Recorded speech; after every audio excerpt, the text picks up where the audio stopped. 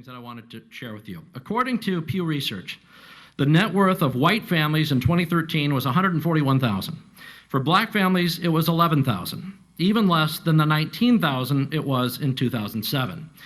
According to economist Edward Wolf of the University of New York, excluding vehicles and other durables, the median black family worth is just $1,700, while 40% of black families have zero or negative wealth. White family worth, in terms of financial worth, is 69 times more than that of black families. Given this disparity, how can you argue that racism is not a driving factor in income inequality? Because it has nothing to do with race and everything to do with culture. And when you have a culture that doesn't, you know what, explain to me. You explain to me why black kids aren't graduating high school. Explain that one to me. Explain to me why black kids are shooting each other in rates significantly higher than whites are shooting each other. Explain to me why 13% of the population is responsible for 50% of the murder. Explain to me why the number of black kids in prison, not for innocent reasons, not for walking down the street and getting pulled into a prison, is so high. Explain, if it has nothing to do with culture, explain to me why the single motherhood rate in the black community jumped from 20% to 70% in the same course of time that the civil rights movement has made such tremendous strides. Is America more racist now than it was in 1960? And if it is, please explain to me how that happened. So what do I think those riots are? I think the depravity, I think they're thugs, and I think if you really want to make a difference, Thurgood Marshall, who grew up just 2 blocks from there, did such a thing, who was a contemporary of Martin Luther King. Now I'd like to skip over to Dr. Secrest. I look at the Baltimore uprisings as more than just riots, right? I hate the idea when you say thugs and riots, right? White people riot as well. When y'all win Super Bowls 2 years in a row, y'all get off the hook. Don't make it seem like it's just Baltimore getting upset. So my 30-second answer is I feel the frustration of what's happening in the community, and I think it's a symptom. The uprisings are a symptom of a pressure that's been unaddressed for too long. Ben? I'm offended by the language of uprising applied to people who are breaking into other black people's stores and looting them.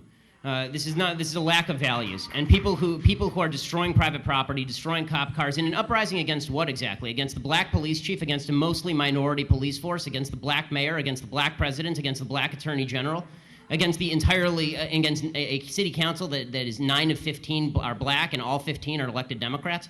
What is the uprising against? What is it seeking to achieve? I still don't see what exactly the riots are seeking to achieve. Bottom line is, this is all, it all could be boiled down to just act like a mensch. Act like a human being.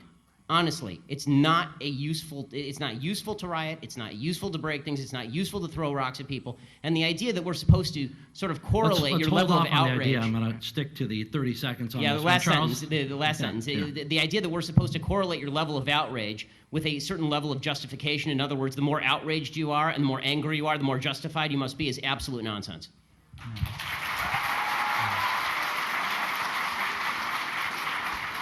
Then, since the issue of disparity has come up a number of times, when does disparity not indicate racism? Level of effort. Statistical disparity. For example, overwhelmingly men commit crimes more than women, but we don't say that the Justice Department is sexist. So, is there a line that you draw for yourself, or is there some way that you interpret statistical disparity and you determine that that is not a racial disparity, it's something else?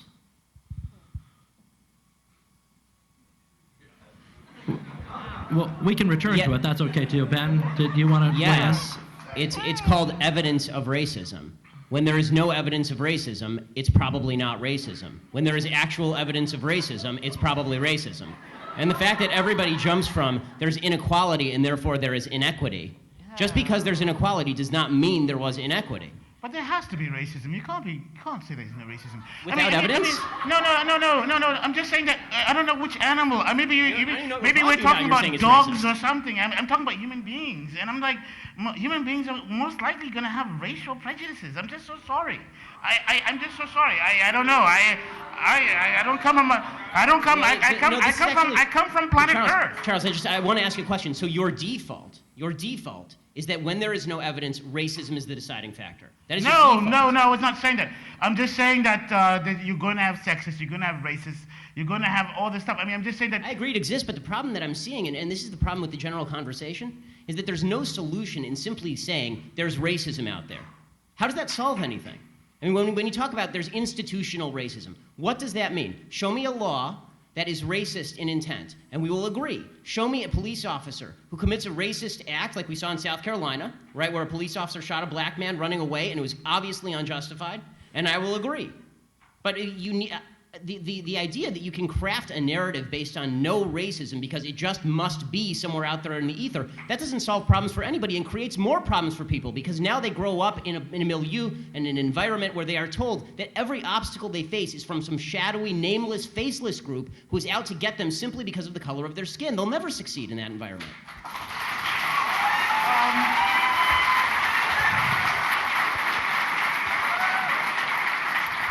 You know, the weirdest thing is that actually in the black home, as I experienced it, really, there is no discussion of racism. Racism actually is a discussion that you actually come out and you face in the public because it's a real thing that you have to actually expect. I mean, if you're silly and you're foolish if you don't really think that that's going to be there and encountered in the real world. I'm sorry, this is just a fact of life. But if I'm at home and having dinner with my father or whatever, we don't go, oh my God, this society is so racist as I'm eating my steak, and you know what I mean? Oh goodness gracious! Oh, I can't bear it. My black skin's causing. I mean, no, we don't talk like that. Actually, we don't talk like that. We talk about, my God, Aunt, what's her name? Oh my God, she's got to take some pills because she's off the register. I mean, it's just like these are the conversations we have at home.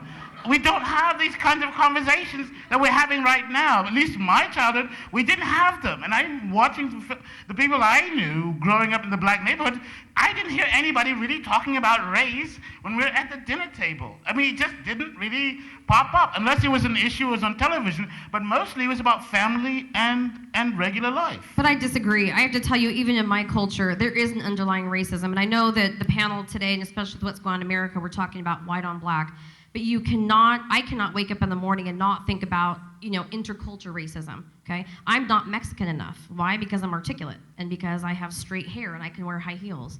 I don't have a tattoo on my neck. Yes, there is a huge problem with racism no matter if you're light-skinned or dark-skinned. Absolutely, there is intercultural racism. It's absolutely underlying. And why you may not talk about it, your grandmother will have the favorite grandkid if she's the lightest one with the good hair. That becomes the favorite grandkid in our culture. And that's, unfortunately, even within our own cultures, we tend to look upon, the color of each other's skin and how much education we have. And if my uncle has done time in jail, which, he has, then he becomes more Mexican than I am. What is up with that? I mean, it's sad, but it's true. It's absolutely true. It's like I can't eat spicy picante sauce, so I'm not Mexican enough.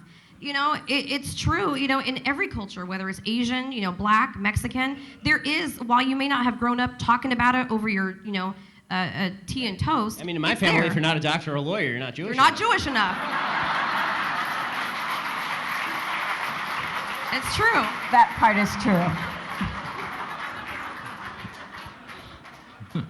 This entire time, I've been trying to think about your initial question about disparities. Are they automatically tied to race? And at first, I think all of us were stumped because we were trying to think of the instances. I do agree that they are separate, that they don't necessarily correlate within itself. There are disparities. NAACP, we are the experts inside of the nation of bringing in the racial lens for all of the work. No, they're not necessarily going hand in hand, or they're not necessarily tied to each other.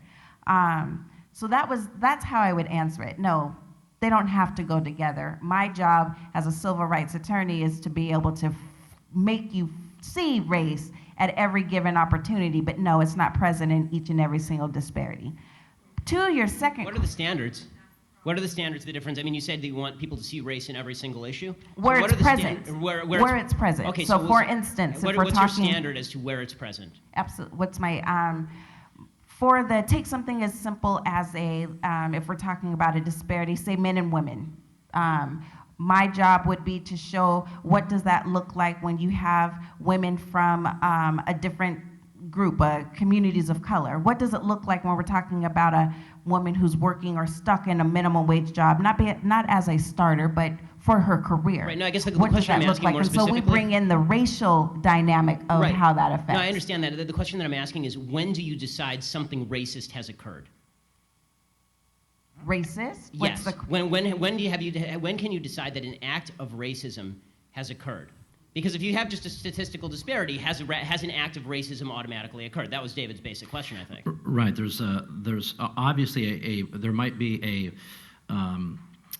there will be a disparate impact on different groups of people. That doesn't necessarily mean, I think what you're saying is, doesn't necessarily mean something racist is going on, even though there's a racial impact.